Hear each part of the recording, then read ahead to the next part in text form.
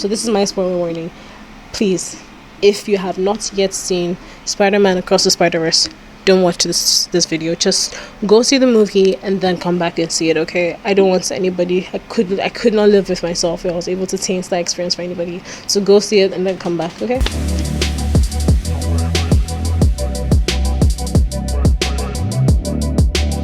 So I recently saw Across the Spider-Verse, and I just need to let you guys know that it is the best. No, best isn't a good word. It's the most beautiful thing I've ever laid my eyes on this year. Cannot even begin to explain to you how much emotion this film brought out of me during that viewing experience. I was crying, I was laughing, I was screaming, I was stimming, the full spectrum. No disappointments, worth every single kobo that I spent on that film. And I took a shit ton of notes. So let's get into it. Now I'm just going to give you a fair warning. I'm going to spend a lot of time looking at these notes, because if I don't cut myself and focus on what I have here, I'm going to rant about this film for hours. You cannot stop me. So it's fine. I'm just going to look at from time to time, okay? And then we'll see how this goes. So I spend, as a person, an obscene amount of time watching, reviewing, analyzing media, everything. So films, music, literature. As long as it's media content, I'm spending a lot of time looking at it. And when I'm consuming my media content, I'm not just watching a story unfold in front of me. I'm spending time peeling back the layers of it. So every part of the production, I'm eating up the plots, that's the script, I'm eating up the lighting, colors, set design, characters, acting, cinematography, everything. So if you've already seen Spider-Man, I want you to imagine how I felt watching it, because I'm not just seeing the wonderful story that the writing room came up with, but I'm also seeing how much work the animators, the directors, the creative people, all the work, coloring, lighting that went into bringing that thing to my screen. And I am full of so much appreciation for the work that went into it. I'm trying very hard to physically restrain myself from rambling, so I'm going to go straight to it. I believe that Spider-Man Across the Spider-Verse isn't just a great story, but a literary masterpiece. Not literal, because it is a literal masterpiece, but it is a literary masterpiece, meaning story-wise, as a body of text, Spider-Man Across the Spider-Verse is perfect.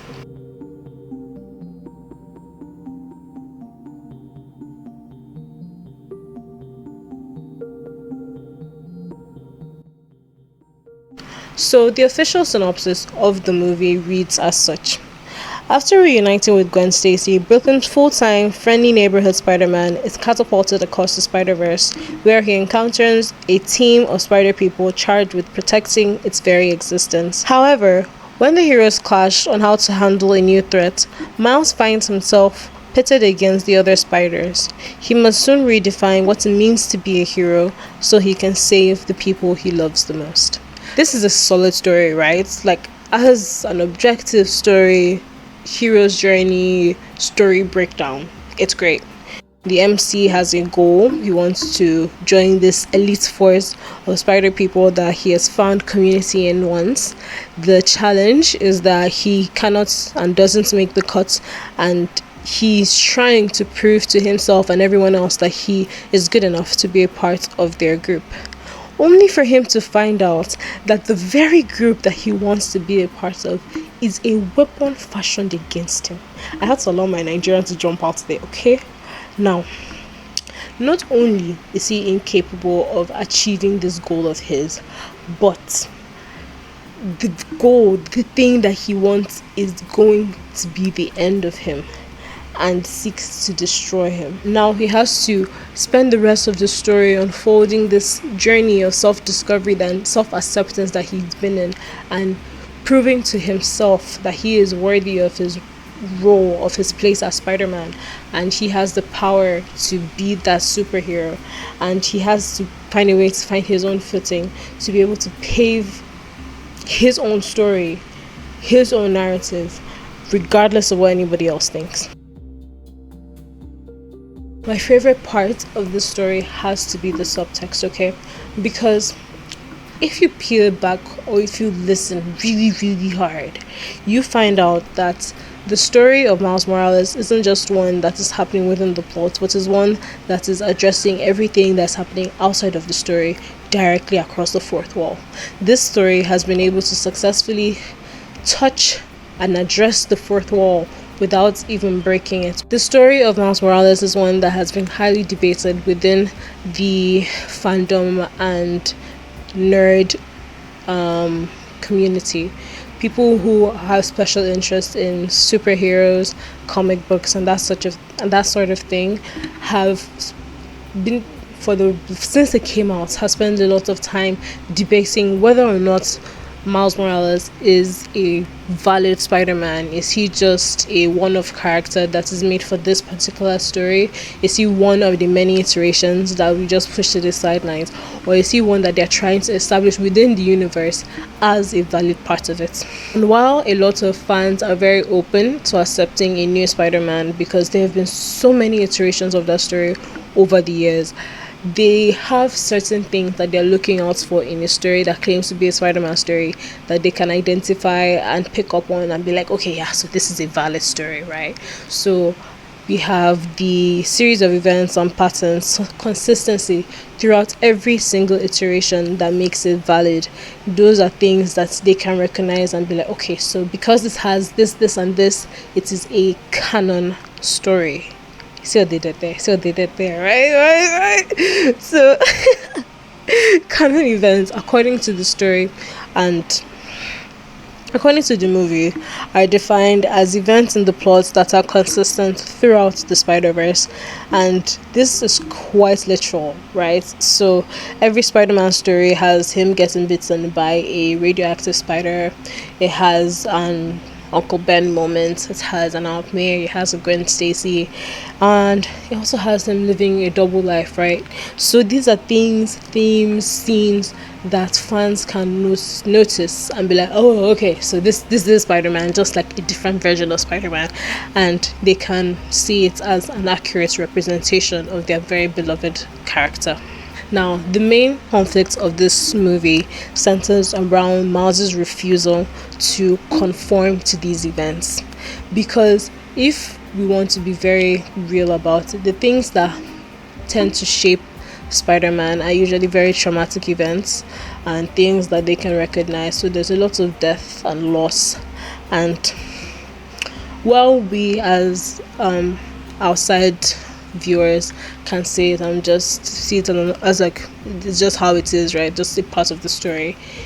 These are characters and these are their lives, right? And these are very real things that they have to lose.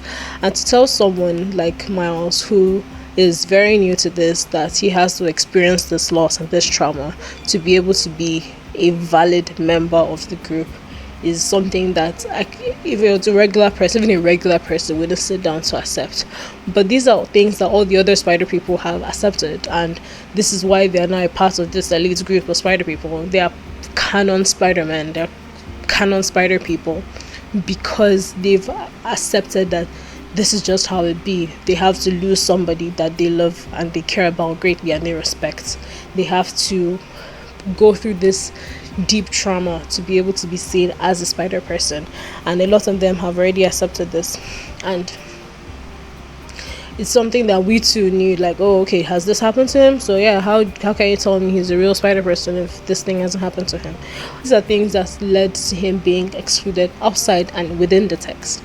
So they're able to express it that he's not part of these people because he's an anomaly, right? Like he doesn't stand within the narrative, and because he doesn't stand within the narrative, we can't accept him and they can't accept him.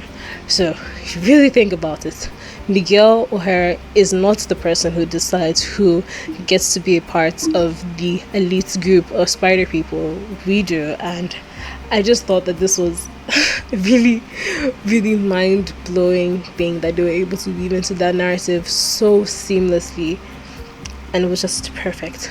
And might I add, again, just to add to this whole thing, that Miles Morales' big bad is a person who literally pokes holes in stories and causes disruption within those worlds. Like a plot hole would. A plot hole that has the power to completely discredit an entire body of work because there's this gap in the story that does not correlate and doesn't make sense. So people just see it as, okay, so clearly this is a very, it's not as watertight as an official canon story would be. And that is the person that Miles has underestimated until he grows and he becomes a big problem and he's starting to affect other stories. And while I know that the Spot is a valid villain and a canon villain in the Spider-Verse, in the context of this story and in this theory, you can see why I would have this you can see why this would be my interpretation of his character, right? And just let me have it, okay? This is my blue curtain moment. Just let me have it, okay? Thank you. But yeah, this also happens to be the thing that is motivating Miguel. He is terrified that if these anomalies go on unchecked, they have the capacity to erase worlds and remove them from people's memories, the same way that people forget about spin-offs or one-offs that are not coherent with the general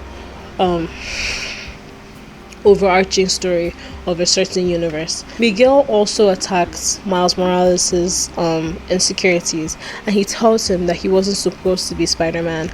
And like so many people out here in the real world, there are people who believe that Miles' story was unnecessary and was unearned, and he did not deserve to be Spider-Man. And they have all these other characters that they should have given more priority. They have all these people and all these theories about how his story should go.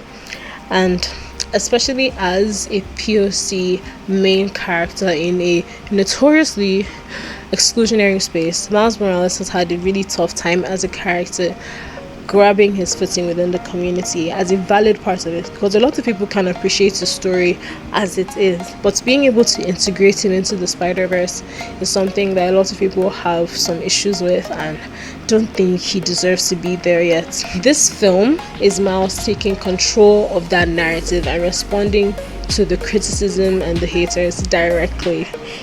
The tale of Miles Morales has been shaped by the many stories that have come before him, and now he has to physically break away from the mold that has been created for him to be able to pave his own story and to fight for what he wants as a character. Him telling Miguel O'Hara that I'm gonna do my own thing wasn't just a statement for him, but a direct message to us, the audience. Miles is looking us in the eyes and telling us that he's going to do whatever he wants to do, however he wants to do it, and he is going to still be a valid Spider-Man, and he is going to be the hero that he wants to be. He's going to have the story that he wants to tell, and there's nothing any of us can say or do that will change that or will affect that. And let me just tell you, I personally believe that that is cool. I could keep going on.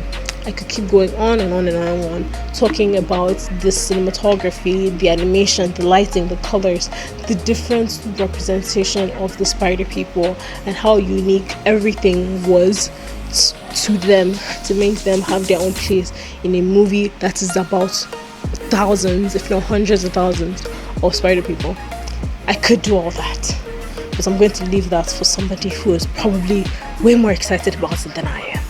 But I deeply enjoyed that film, and I have so much respect for everybody who was involved in the making of that film, and I cannot express how much I want everybody to see that film.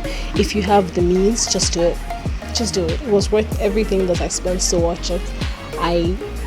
It was great. Okay, and I want to make sure that everybody is as excited, so if I would put a spoiler warning just in case, so nobody goes in here and gets any spoilers for the film. My name is Miss Rax. I talk about media, cinema, film, the whole thing, and society, and I'm here as often as I can be. If you want me to talk about anything else, just leave it down in the comments. Okay, I love you. Bye bye.